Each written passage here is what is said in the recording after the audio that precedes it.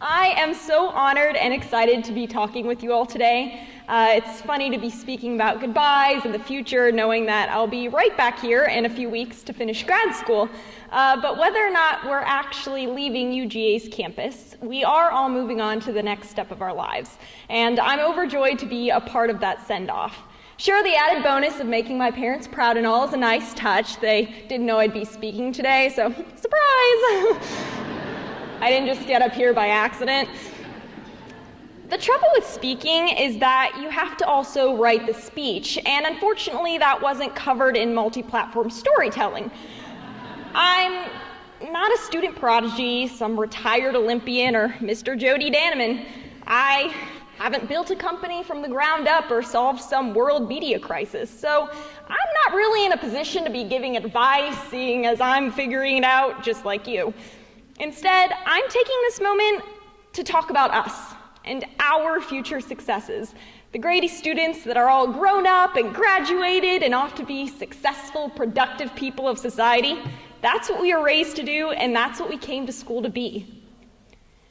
We came to Grady with so many passions and talents. In this room, there are the most inspiring and amazing filmmakers, writers, photographers, PR gurus, advertising strategists, and storytellers. Grady didn't teach us the it factor. We already had that. It simply taught us how to use our talents at max capacity. It opened our minds to what we didn't know we could do or create. We've learned how to constantly strive to reach our full potential, and that we have no limits, which is important to keep in mind no matter where we go. Are there any fellow type A control freaks out there? Raise them high, yeah? I see you, Chelsea Shirley.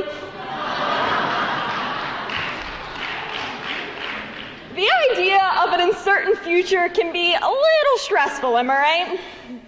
I know I'm not the only one to have a few mental breakdowns in the past couple months, and I'm not even leaving Athens. Graduation is such a weird thing because we feel like 800 emotions between the excitement and the deadlines and the career center's post of all our other successful classmates. But after we take a breath and unfold ourselves from the fetal position, we recognize we have our entire life ahead of us. And not knowing what it entails is actually pretty exciting. We get to choose what's next.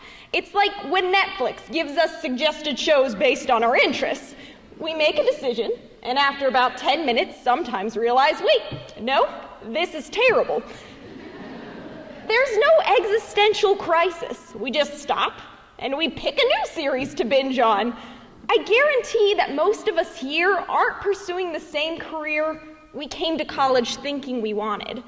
I know I'm not. And we might get wherever that is and decide, I think I'm gonna go try this instead. Never stick with a career path if you don't absolutely love it. That's why we're here and not at Terry's Convocation, okay?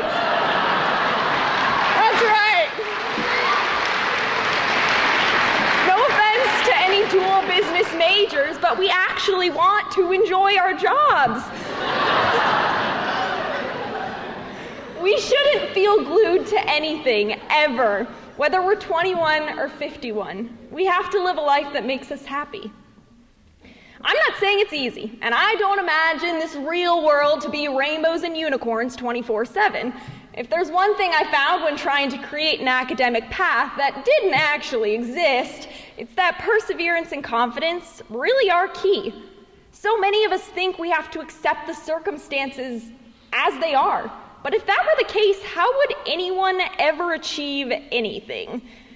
We have to create our own circumstances. We define the rules. We write our own story. Things aren't just going to fall into place magically because we wish it so. Except for those lucky 1 in a million people out there. A whole lot of legwork is required on our end, but the good news is we've got a whole lot of people rallying behind us. Grady really is a family. We've made some deep connections over all-nighters, dinner parties, weekend workshops. I see you, Mark Johnson. Group projects and Dean Davis's hot dogs. And just like a family, our bond isn't broken simply because we don't see each other every day. It just changes. Our classmates today will be our support network of tomorrow. And what sets Grady kids apart is that we don't forget who we are, and we're here for one another. And we don't forget who has helped us get to where we are. Whether we become the CEO of a top agency or the lead anchor of Good Morning Canada, our victory is a shared one. There's always been someone in our corner. Moms, dads, sisters, brothers, aunts, uncles, nanas, granddaddies, roommates, best friends, mentors, teachers, advisors, deans. The list, as Dean Davis has said, goes on and on.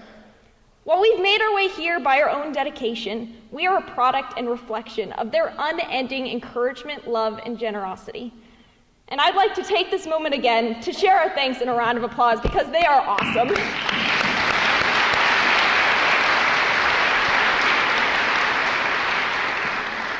And now that we're armed with a team behind us, degrees, talent, heart, and perhaps a few student loans, we're ready to take on the world. I have no clue what's ahead for me, but I've got faith God's gonna help me get wherever I need to be.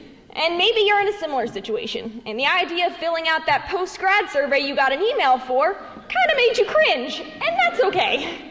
Starting out can be a little or a lot nerve-wracking, but Grady taught us how to land on our feet. Now all we have to do is jump. Thank you, and congratulations.